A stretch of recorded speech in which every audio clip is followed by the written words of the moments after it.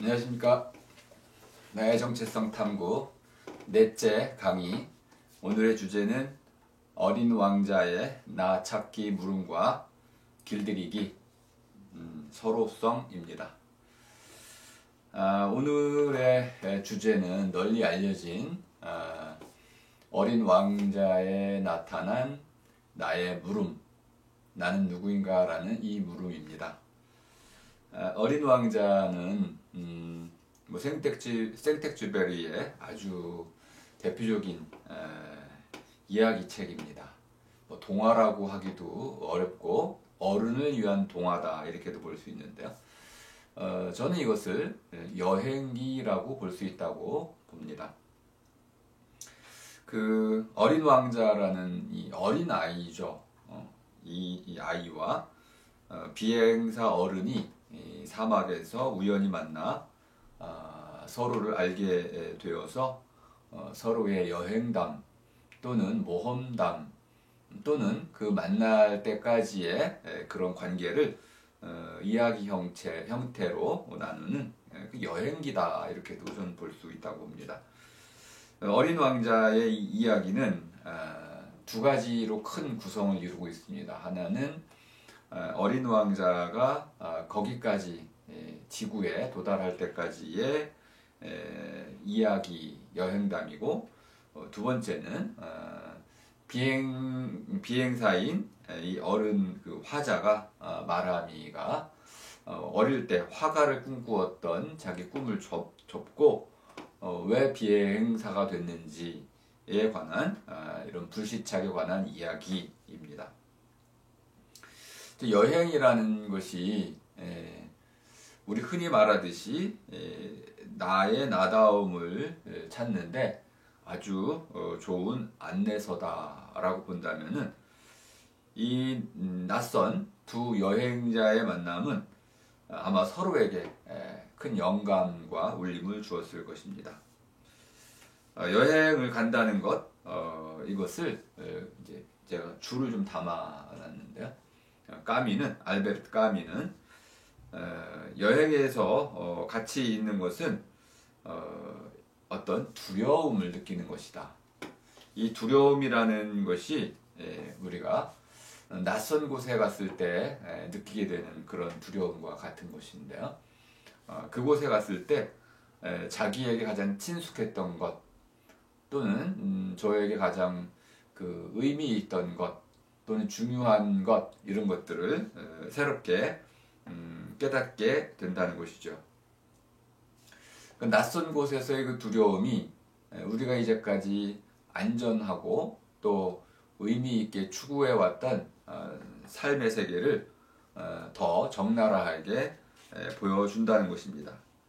그 여행이라는 것이 일종의 그 고행이라고 봤을 때 이 고행을 통해 가지고 일종의 이제 공부라고 본다면은 사람담의 가장 그 보편적인 길이라고 할 수 있는 이 교양 교육을 받는 것과 같아서 그 고행을 할수록 수업을 쌓을수록 자기를 찾는 것은 더 가까워진다 이렇게 알베르 까미는 비망록에서 이야기하고 있습니다. 그래서 마치 여행은 엄격한 학문을 닦는 것과 같다 이렇게도 보고 있는데요. 아마 여행을 떠나는 자는 배우고 듣고 묻고 하는 가운데서 세상과 자기에 관한 이런 다양한 진리들을 스스로 깨우치기 때문에 여행을 학문이라고 표현하지 않았을까 이렇게 생각해 봅니다. 아무튼 이 어린 왕자는 이제 여행을 통해서 길들임이라는 그리고 길들임을 통해서 얻게 될 그 떠맡음, 책임이라는 두 가지 큰 깨달음을 얻게 되고요. 비행사는 어린 왕자의 그 순수한 마음에 이끌려서 자기가 어릴 적 가졌던 그 꿈, 화가가 되고자 했던 그 꿈을 다시 되찾는 그런 기회를 얻게 됩니다. 어린 왕자는 여우라는 이런 가상의 동물이겠죠. 이 여우를 만나게 되면서 사랑의 본질을 깨닫게 됩니다. 그리고 지혜의 상징이기도 하고 또 이제 사탄의 상징이기도 했던 이 뱀에게 물려서 이제 몸은 죽고 몸만 살아서 자기의 고향으로 되돌아가는 이러한 신비로운 경험을 하게 됩니다. 저는 이것을 서양 역사 전체에서 끊임없이 되풀이되고 있는 그 귀향, 고향으로 되돌아감, 귀거래사 뭐 이런 하나의 귀향 이야기로 볼 수 있다고 생각합니다. 호메로스는 그 오디세이라는 작품에서 그 고대 그리스 이타케 왕 그 오디세우스를 주인공으로 하여 트로이 전쟁 10년 동안의 전쟁을 마치고 승리한 뒤에 고향으로 돌아가던 길에 아가멤논에게 이제 진노를 받게 돼서 지중해 연안을 10년 동안 또 떠돌이하는 이런 벌을 받게 되죠. 하지만 이런 오랜 세월의 고난에도 불구하고 아테나 여신의 도움을 받아서 마침내 고향으로 되돌아갈 수 있게 되고, 그곳에서 반역자들을 모두 물리친 뒤에 아내 이오카스테하고 이제 아들을 모두 되찾고 왕국에게 평화를 가져온다는 영웅으로 재탄생하는 이런 과정을 그려내고 있습니다. 오디세우스는 영웅이긴 영웅인데 그 일리아드에 나오는 그런 영웅들과는 달리 의심이 많고 또 신에 대한 의심까지도 하면서 꾀돌이 스스로 이런 꾀를 통해 가지고 난관을 극복해 나가는, 스스로의 생각을 통해서 문제를 해결해 나가는 그런 예지적인 지혜로운 인물로도 그려져 있습니다.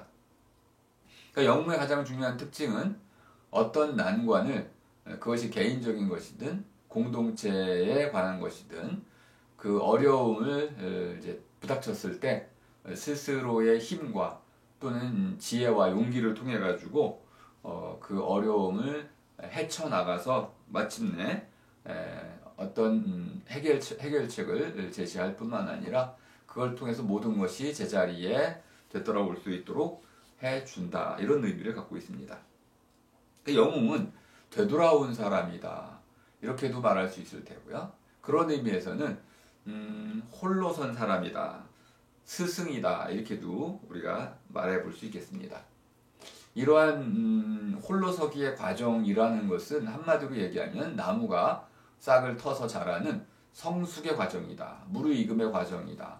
무르익는다는 것은 원래는 이제 물처럼 이렇게 그 과즙이 흘러내릴 만큼 이걸 익기에 절정에 달했다, 이런 뜻이지만은 기본적으로 무르익음은 어떤 경지 또는 모든 이제 사람들과 비교해 봤을 때 어떤 뛰어난 상태에 도달한 것, 이것을 무르익음이라고 볼 수 있겠습니다. 무르익은 사람, 이런 사람, 영웅은 어떤 문제를 스스로 해결할 줄 아는 힘과 슬기를 가지고 있을 뿐만 아니라 아울러서 그 문제로 말미암아서 또 자신의 선택과 행동으로 말미암은 결과까지도 스스로 기꺼이 떠맡을 줄 아는 이런 책임 의식도 갖고 있는 사람이다, 이렇게 볼 수 있겠습니다.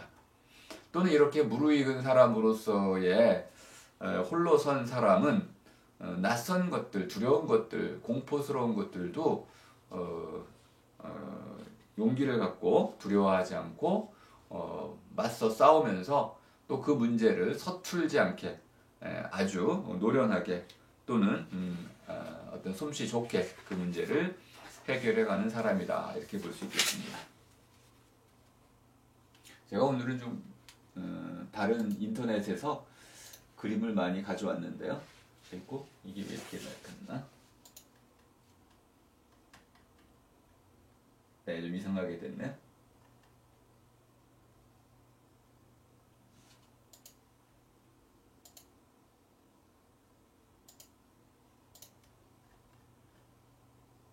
네, 이렇게 볼 수밖에 없을 것 같습니다.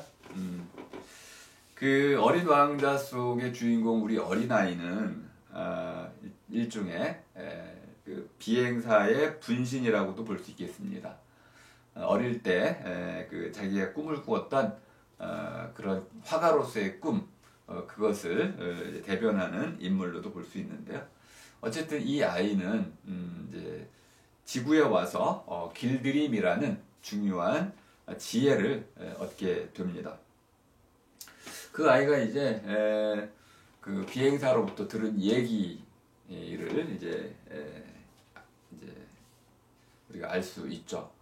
그 어린아이일 때, 그 비행사가 어린아이일 때 그렸던 그림이 이제 두 종류입니다. 첫 번째 그림, 두 번째 그림. 첫 번째 그림은 모자처럼 보이는데, 잘 보면 여기 뱀의 머리가 보입니다.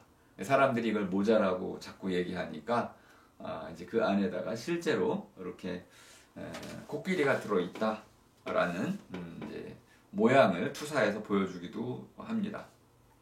근데도 이 그림이 아주 상징성을 많이 띠고 있다고 생각을 합니다. 생텍쥐베리가 활동하던 시기에 이 코끼리는 주로 소비에트 유니온, 소련을 좀 상징하는, 공산주의를 상징하는 것으로 많이 알려져 있습니다. 그러니까 보아뱀이 성경 상징에서는 이제 사탄으로도 많이 나오고, 또 지혜의 상징으로도 나오고, 자기 꼬리를 문 뱀처럼 이제 신적인 상징으로도 많이 나오는데, 자, 이러한 보아뱀이 코끼리를 삼킨 모습을 그렸다. 그럼 생텍쥐베리는 이것으로 무엇을 말하려고 하는 것일까요? 답은 없지만 제가 여러분에게도 한번 생각해 볼 거리를 좀 드리기 위해서 몇 가지 물음들을 좀 모아냈습니다. 보아뱀과 코끼리, 현재 이 싸움 상태로 보면은 보아뱀이 코끼리를 삼켰기 때문에 아마 이런 자본주의라고 할 수 있는 개인주의 사회가 공산주의를 집어삼킨 것으로 보입니다. 이 둘 사이엔 지금까지도 끊임없는 싸움이 벌어지고 있는데요. 제 물음은 이렇습니다. 이런 거대한 싸움을 우린 어떻게 끝낼 수 있는 걸까요?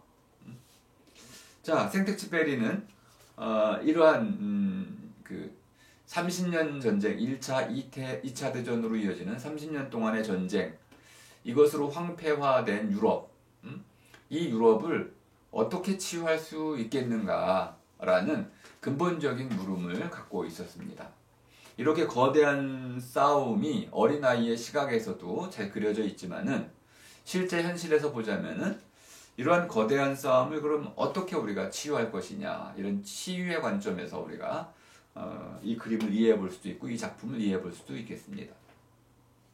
마틴 하이데거라는 철학자는 이 어린 왕자라는 이 동화를 실존주의 작품이라고 인정을 좀 했는데요.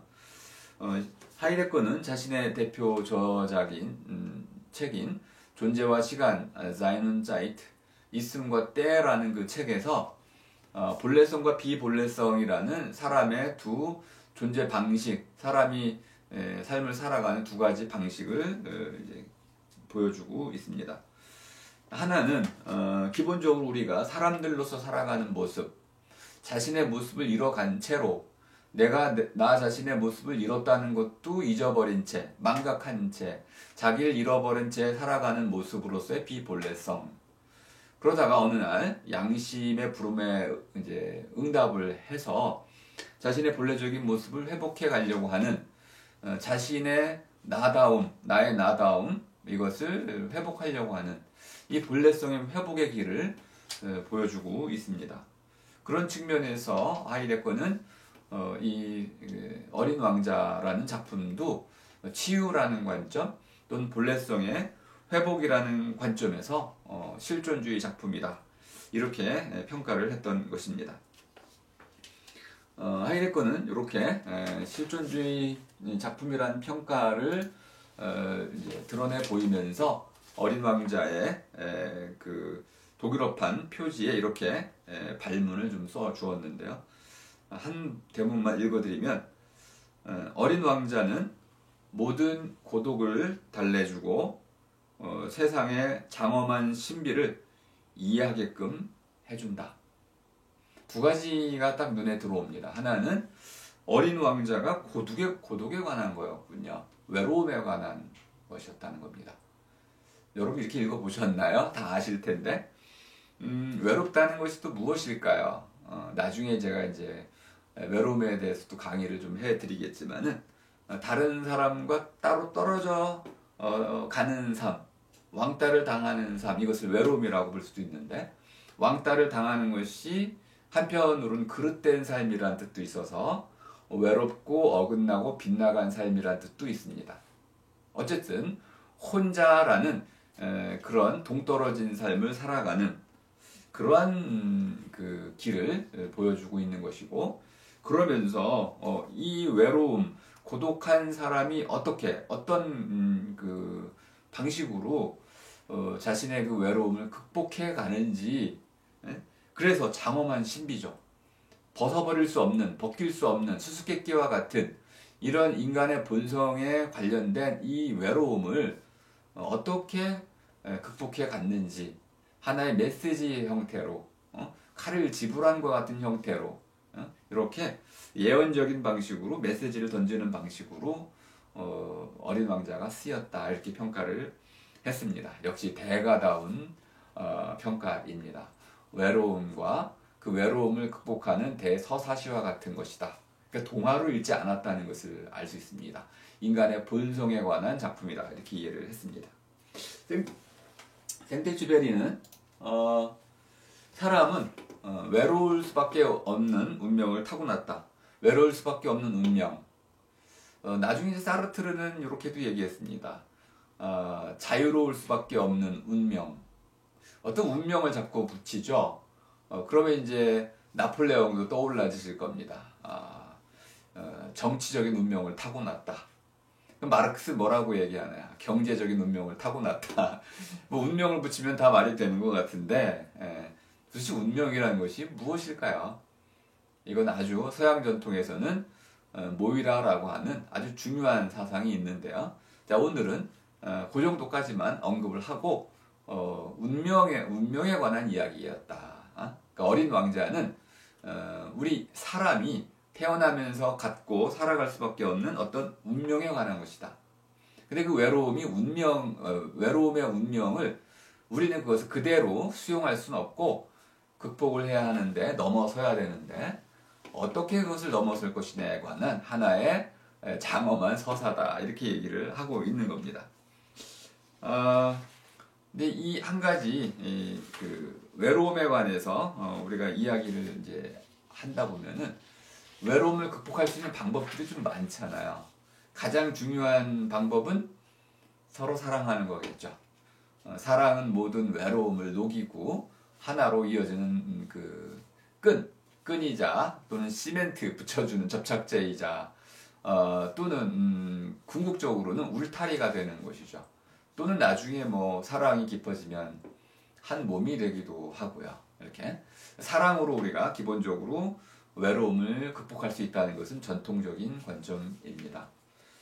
자, 그러면 이제 과연 이 어린 왕자만 이러한 사랑에 관한 이야기일까요? 아니면 서양에서는 다른 사랑에 관한 이야기들이 또 있는 건 아닐까요? 몇 가지만 예를 들어보겠습니다. 문학작품 전체가 사랑에 관한 이야기라고 볼 수도 있는 분도 있어서 좀 동화 수준에서만 제가 골라봤는데요. 첫 번째는 생텍쥐페리의 표현대로 서로 길들임에 관한 이야기, 사랑에 관한 이야기는 일단 첫 번째 신데렐라라는 것을 가지고 한번 해볼 수 있습니다. 신데렐라는 원래 이제 신데렐라가 죄를 뒤집어 쓴 아이라는 뜻인데요. 부엌대기란 뜻입니다. 천대받고 계모한테 이렇게 이제 인간으로서 딸로 인정을 받지 못했던 그런 천덕꾸러기 부엌대기인 여자 아이가 마법의 힘을 빌어가지고 이제 그 공주처럼 화려한 외출을 하게 되고, 거기서 이제 유리구두 한 켤레를 이제 잃어버리고 돌아오게 되는 과정. 그러면서 그 안에서 이제 그 유리구두 자체는 마법이 풀리지 않고 신비롭게도 그 남녀의 사랑을 이어주는 끈으로 작동을 하게 됩니다. 자, 그런데 이 그 결혼이라는 이 이야기를 통해서 나중에 이제 그 왕자가 뭐 이러저러한 이제 행사들을 통해 가지고 그 신데렐라와 결혼하게 되죠. 과연 이러한 결혼 이것이 과연 가능했을까요? 근데 이런 것들은 괴테의 파우스트라는 작품에도 보면 파우스트 박사와 그레첸의 사랑 이야기 그리고 로미오와 줄리엣 얘기 이런 것들을 통해 가지고 상식적으로는 이제 초월할 수 없는 뛰어넘을 수 없는 어떤 조건들 사회적인 장벽들 이런 것들을 뛰어넘어서 서로 이어주는 그러한 관계 맺기의 보기로 이제 풀어낼 수가 있습니다. 두 번째 이제 제가 좀 끌어낸 거는 여러분이 잘 모르실 수도 있는 이야기인데요. 요즘 뭐 읽을지 모르겠네요. 저희 때는 많이 읽었던 것 같은데 개구리 왕자라는 동화입니다. 개구리 왕자는 이런 결혼이라는 이야기, 이 어떤 국경이라든지 신분을 초월하는 이런 사랑 이야기, 그래서 서로 길들임의 이야기에다가 약속이라는 중요한 하나의 모티프를 더 이제 첨가하게 덧붙이게 됩니다. 약속이라는 것을 제가 끌어들이기 위해서 개구리 왕자를 지금 인용하고 있는 것입니다. 이 이야기 밑바탕에는 공주가 기본적으로 소녀로서 당시의 시대관 남자를 어느 일정 그 기간 동안에는 징그러워하면서 멀리해야 한다는 우리 뭐 그 남녀 7세 부동석이라는 말이 있을 정도로 이제 남녀에 대한 구분이 분명하던 시기에 남자에 대한 교육은 그렇게 했다는 거죠. 남자를 멀리하라. 그런데 이제 결혼을 시키려면 남자를 갑자기 가까이 해야 되잖아요. 이때 이제 부모의 약속이라는 개념이 등장하게 되는 것입니다. 그런데 이 공주는 남자를 멀리하는 것과 똑같이 황금공을 또 가까이 하게 됩니다. 그 남자는 멀리하고 황금공, 부는 귀히 여기는, 부자를 귀히 여기는 이렇게 재물을 중시하고 남자는 멀리하는 거꾸로 이제 나중에 보면은 부자인 남자를 사랑하게 만들기 위한 하나의 전략일 수도 저는 있다고 파악을 하는데요. 근데 이 모든 전략의 밑바탕에는 아버지, 가부장제죠. 아버지의 이런 명령이라고 하는 하나의 종속적 관계가 깔려 있다는 것입니다.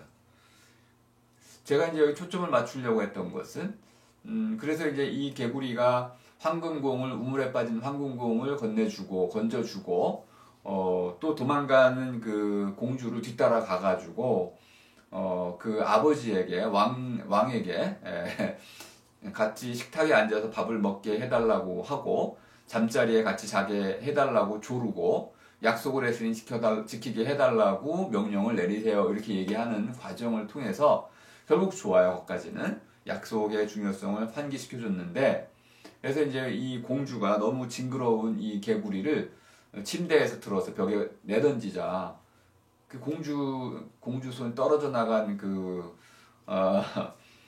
개구리가 왕자로 바뀌었다는 거 아닙니까? 근데 이 개구리가 왜 하필 왕자가 됐을까요? 그 마법에 걸렸을 때 이제 그 신분이 왕자였기 때문에 그런 것이죠. 근데 만약 이 개구리가 평범한 사내였다면은 그래도 공주가 그 남자에게 결혼을 했을까요? 약속을 지켰을까요? 아마 제 생각에는 우리 신데렐라의 경우처럼 조건 없는 사랑 이것이 아니고 이 개구리 왕자의 경우에는 왕자였기 때문에 결혼했을 것 같습니다. 평범한 사내였다면 아마 내쫓김을 당하지 않았을까요? 저는 이런 조건이 있는 사랑과 조건이 없는 사랑 이 둘 사이에서 아마 그 생텍쥐페리도 상당히 고민을 했다고 이제 봅니다. 그래서 이 문제를 이제 비껴가기 위해서 생텍쥐페리는 사랑보다는 조금 느슨한 형태의 관계 맺기인 우정을 가지고 이 작품을 전개하게 됩니다. 이 부분은 2부에서 이야기를 나눠보도록 하겠습니다.